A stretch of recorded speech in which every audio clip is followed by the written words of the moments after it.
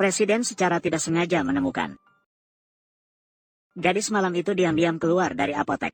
Rasa penasaran mendorongnya untuk mengikuti gadis itu sampai ke toilet. Selesai. Saya hamil. Saya benar-benar hamil. Paman dan bibiku akan memukuliku sampai mati. Namun, pada saat gadis itu berbalik dan pergi, dia malah menabrak presiden. Ketika melihat pria di depannya adalah presiden, gadis itu langsung panik. Hanya karena pria ini adalah raja dingin yang legendaris. Gadis itu berpikir, karena dia adalah ayah anak itu, dia berhak tahu kebenarannya.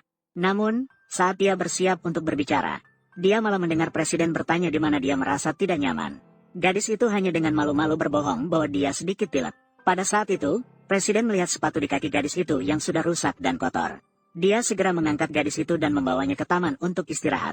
Sedangkan dia sendiri berdiri dan pergi membeli sepatu. Tak lama kemudian, ketika presiden kembali dengan banyak sepatu, dia menemukan gadis itu meminta tolong di dalam mobil yang melaju di seberang. Ternyata setelah presiden pergi, bibi gadis itu membawa sekelompok orang untuk menculik gadis itu. Berniat menjualnya kepada kreditur sebagai pelunasan utang. Melihat gadis itu diculik, presiden segera bergegas untuk menyelamatkannya. Dan orang yang dilihat oleh para preman adalah si dua yang legendaris. Mereka takut hingga tidak berani bergerak. Ternyata direktur memiliki gangguan mania yang serius. Bagaimana aku ingin? Apakah kamu datang untuk menyelamatkanku? Apa yang saya lakukan? Jangan. Bagaimana aku ingin? Mengapa Anda datang? Apakah ada yang perlu ditanyakan? Tanyakan kepada yang lebih kecil. Tolong selamatkan saya.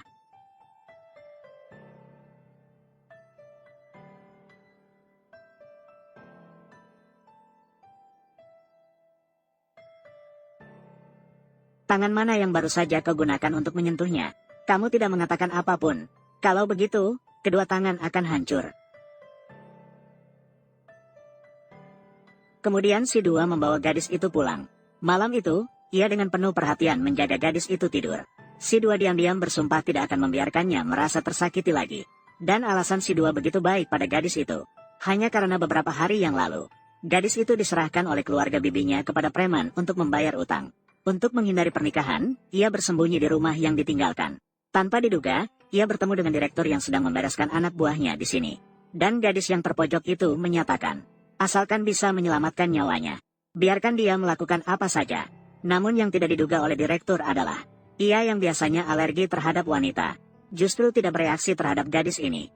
Maka, direktur itu membawanya pulang. Keduanya pun mengalami pertemuan yang luar biasa. Keesokan harinya, setelah gadis itu bangun, ia secara tidak sengaja memecahkan tasbih mahal milik direktur. Namun, direktur itu tidak mempermasalahkannya. Ia bahkan memberinya cek sebagai ganti rugi. Anehnya, gadis itu tidak menerima uang ini. Dia juga mengatakan ini sebagai ganti rugi untuk tasbih. Setelah selesai berbicara, dia segera pergi. Namun, dia tidak menyangka bahwa hari ini sekali lagi menyelamatkannya. Saat itu, asisten membuka pintu.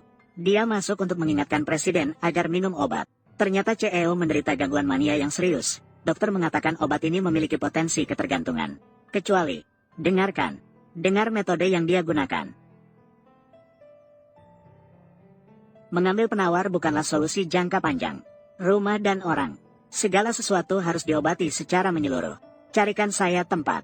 Tidak ada seorang pun yang diizinkan masuk.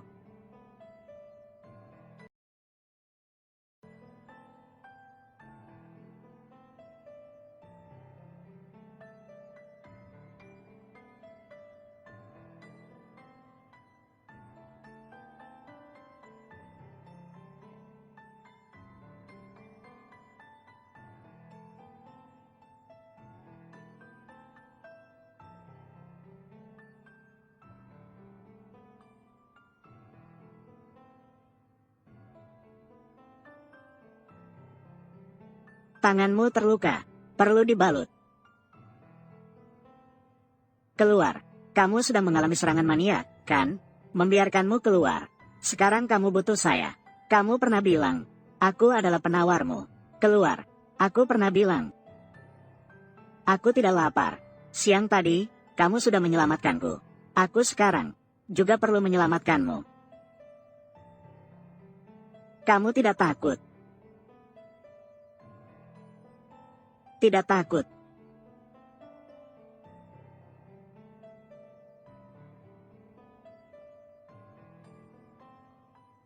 Nona Ou sudah bangun. Kakak kedua bilang, tali pada kaki kirimu tak dapat di